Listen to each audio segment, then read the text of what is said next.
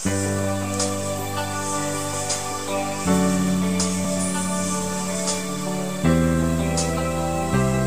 guys! Welcome back to our channel. For today's video ay kasama po natin ang pinakamaganda at pinaka-idol ko, Miss Marian Rivera. Idol na idol kita. From Marimar, lahat ayun yan. Pinapanood ko araw-araw. Ano lang nakatrabaho. Oo nga, nainggit nga ako sa kanya kahit yung taping niya, sabi ko sama ako. Tapos nakasama ako once, nakapagpa-picture ako. Ah, talaga? Bagets-bagets pa. Oh, kita mo nga naman. So si Moana ang magtatanong ng questions at sila nagkatrabaho na sila dati. Ako, as a fangirl lang ako. First question. What's your favorite role you've played and why? Alam mo, palagi akong tinatanong kung ano yung paborito kong nagampanan. Ang palagi kong sagot dyan, parang halos lahat gusto ko talaga. Pero si Marimar kasi nagbigay sa akin ng break sa maraming pintong nagbukas. So, Marimar ako dyan. Marimar. Oh my gosh, araw-araw ako nagpupuyat dyan. Oo, tapos iyak, lahat ng mga emotions. Ako naman, Batang Quiapo, kasi parang na-experience din ng action. Yes, Darna. Darna! Parang di ka naman kumakain. Parang nag-o-open ka na nag-o-open. Yung kabao kasi. Parang dapat kumain ka. When and where did you first meet? Ha? Kaming dalawa? Ayun nga, sa GMA. Saan? Sa dressing room. No girl, papicture mo ko Pero dyan. parang may nakita ako na sabi mo, sinupladahan ka. Sino yun? Bulong mo nga sa akin kung sino siya. Pabulong pa lang ako, pero sinabi niya. Ah, ganon. Ano yan? Para maging strong daw yung personality mo. Okay lang yan to experience na mga ganon. Diba? Hindi siya kumakain, guys, Ito na po, nakakabun ako. Eto na.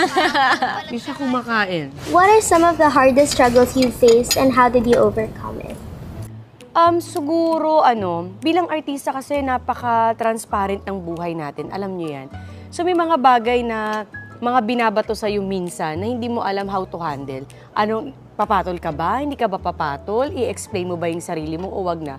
Pero alam mo, habang nagtatagal, na-realize ko na, ito palang dapat ginagawa. Kasi napaka-transparent kong tao eh. Parang what you see is what you get. Pag galit ako, galit ako. Pag masaya ako, masaya ako. So, pag sa showbiz pala, hindi pwedeng ganun. Hindi pwedeng transparent ka. Kasi alam nila kung paano kanila, alam mo yun, sasaktan. Pero ako in case ko kasi parang matapang na yung personality ko, kaya pinipili ko talaga yung gagawin kong laban. Pero dati hindi. Lahat pinapatulan ko. Kasi totoo ka eh. Lahat talaga pinapatulan ko. Pero sabi ko, after ko magkaanak, shucks, ang laki ng binago sa akin ng motherhood. Gagawin ko pa ba? Parang sayang naman yung effort ko para patulan pa kita. E di sa anak ko na lang i-effort ko, di ba? Yun lang naman. Palagi ko sinasabi yan sa mga nakakatrabaho ko. Minsan nagpapa-advise sila sa akin, ano ginagawa mo? Parang di ka pumapatol sa ganito, ganyan. Sabi ko lang talaga, tapos pinatulan mo sinong talo. Pero minsan talaga, alam mo yan, gusto mo talagang pumatol. Di ba? Talaga, gaganon ka talaga eh. So ikaw? Kasi kanina, nag-CCR. Sorry, promise, hindi na mauulit. Hindi ka na din mauulit dito. Kasi ayaw ko na late eh. Tapos late kayo. Tapos sinadama yung kuya mo. Totoo ba? Bakit hindi ka na maaga? Alam niyo ba yung call time niyo dito? Opo, ready na po So kami. siya ang inintay niyo. Hindi, nakita mo ako, girl. Diba, 3 pa lang, okay na. Hindi, so late ka nga. So attitude siya ganun. Dito lang. Eh, ba't dito attitude ka sa akin? Ba't ka na late? Pinaghintay mo. Alam mo, walang nagpapahintay sa akin dito. Tapos ikaw late ka. Sorry. Kasi ito lang handa mo sa akin, crab lang. Sabi nila madaming food, di ba? Naku, ano bang vlog to? Kakaloka, puchi-puchi, ano ba to? Pau? Sorry. Akala rin talaga namin mukbang. Kaya nga, ba't ganito lang? Tapos late pa siya. Ayun, huwag mo na ito palabas, ha? Nairita ako. Opo. Diba? Kahit di mo promote yung rewind, wag na lang. Ha? Opo. O ba't naiiyak ka? Hindi ako.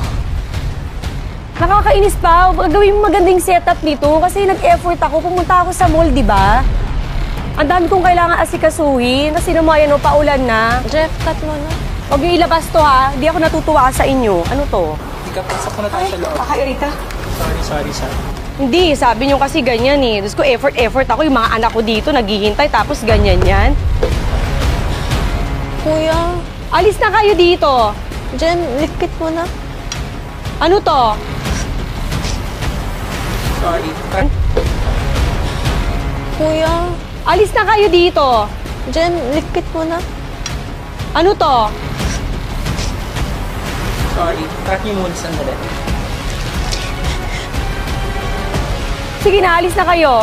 Ngayon. Hindi ko na kaya. Yayakapin na kita. It's a prank!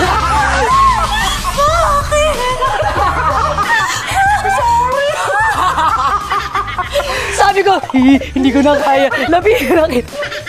Bakit yun nagbabarak? I'm so sorry! Ayan, ikaw talaga. Ikaw. Mona! Ako yun, sorry. sorry. Nakita ko nanginginig na Sorry. I'm so sorry. Oh my God, sorry, late ako. Ay, hindi, joke lang. Alam ko, prank, pero kinabahan na. Ano no? Aray ko. Kinamasay ko.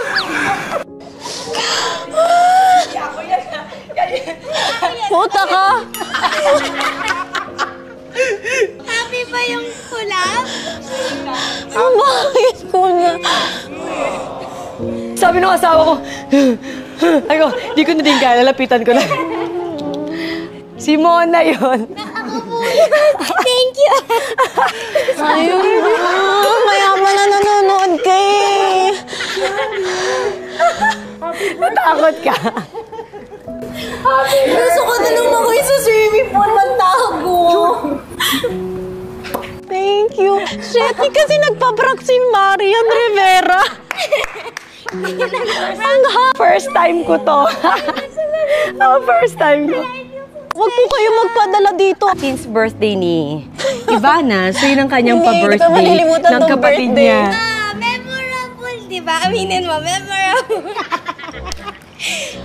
Sumunod lang ako sa kapatid mo. Sana honor po na ma-prank. Alam mo kung bakit? May kwento. Ang sabi nila, palagi mo daw to ginagawa sa kanila. Opo, kung po pinaprank sila ng idol nila, idol mo nagpaprank sa'yo? Ginagawa ko? Hindi ah! Nag-aaway yung dalawa. Hindi eh! Alam mo, ang ganda-ganda pa ng upo ko, tapos yung retouch ako ng retouch para... Pero nakita ko na siya, sabi niya, kumagal sa ko, naku. Halika, wait lang. Halas mo na dito. Uno! Tumawa pa si ate nung una eh. Ay, kasi nakaulas mo na. Ako din, alam mo ko ako, iniiyak ako ulas. Ay, Happy birthday to you. Happy Retouch. birthday. Hindi na. Okay na. happy birthday. Happy mo. birthday. Hindi na ako i-prank ni Marian Rivera. Happy birthday. Happy birthday. Nga. Happy birthday. Thank you so much. Wala nang tatalo sa prank na to. Yung pirang ka na idol mo, yung